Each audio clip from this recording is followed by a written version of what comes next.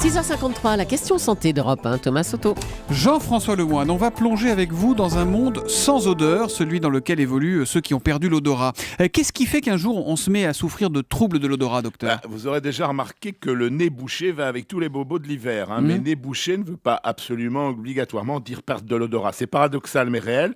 Il y a aussi des cas connus comme ceux des fumeurs qui sentent de moins en moins bien, ou plutôt qui s'apparentent à ce phénomène très curieux, mais chacun de nous connaît, l'accoutumance à sa propre odeur.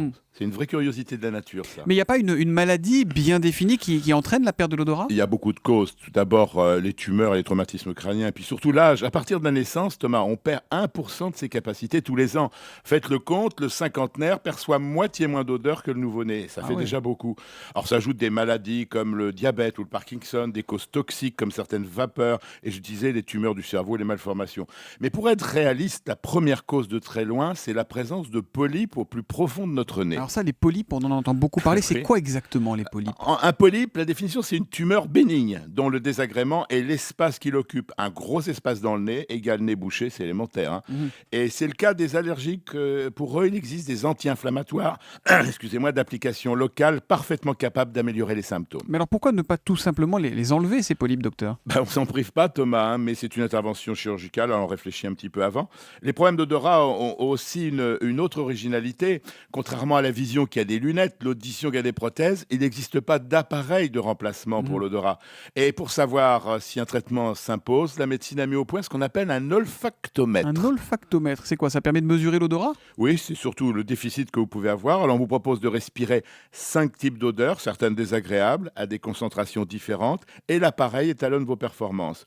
Il faut avoir à l'esprit que la perte de l'odorat, Thomas, est souvent aussi brutale que sa récupération, et c'est souvent sans qu'on s'en rende compte qu'on récupère l'olfaction. Mais il existe quand même des médicaments spécifiques pour l'odorat ? Plutôt des techniques de rééducation, parce que les anti-inflammatoires, c'est pas spécifique, sont des méthodes amusantes qui consistent à respirer des flacons d'odeurs diverses, mais très typés, comme la rose, la menthe, le citron, plusieurs fois par jour, pendant 10 secondes et pendant 3 mois.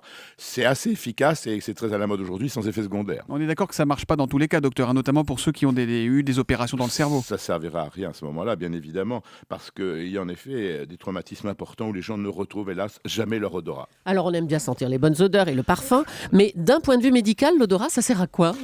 C'est bien souvent lorsqu'il vient à manquer qu'on prend conscience de son importance, Julie. Ça joue quand même dans quelques-unes de nos activités les plus courantes. Le choix des aliments, vous vous rendez compte, si on ne sent plus les aliments qui sont avariés, l'appréhension de notre environnement olfactif, il faut changer la couche du bébé, on ne peut plus le faire, agréable ou gênant, ou encore la détection d'odeurs dangereuses. Vous vous souvenez, l'aile ou la cuisse de Funès, la critique gastronomique privée du goût.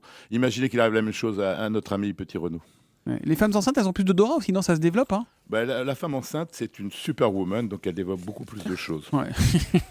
Docteur Lemoine, vous allez prendre un petit rendez-vous avec le docteur Lemoine pour soigner cette petite voix et ce petit rhume là. Oui, mais je crois d'ailleurs que c'est, pour être franc, je crois que c'est de la faute de Laurent Cabrol, si j'ai un peu la voix comme ça. Pourquoi ça ? Qu'est-ce qu'il a fait, Cabrol ? Il m'a laissé en terrasse un peu trop longtemps, il m'a abandonné dans une terrasse. C'était son anniversaire hier, il a un peu Non, non, c'était pas mon anniversaire. Oh, c'est l'excuse qui sort à chaque fois, Cabrol, pour aller picoler. Ouais, vous connaissez pas encore le... Allez, merci docteur Lemoine, on vous laisse vous soigner et reposer cette voix. On vous retrouve demain à 7h-5 sur Europe 1, la question santé d'Europe 1. À demain.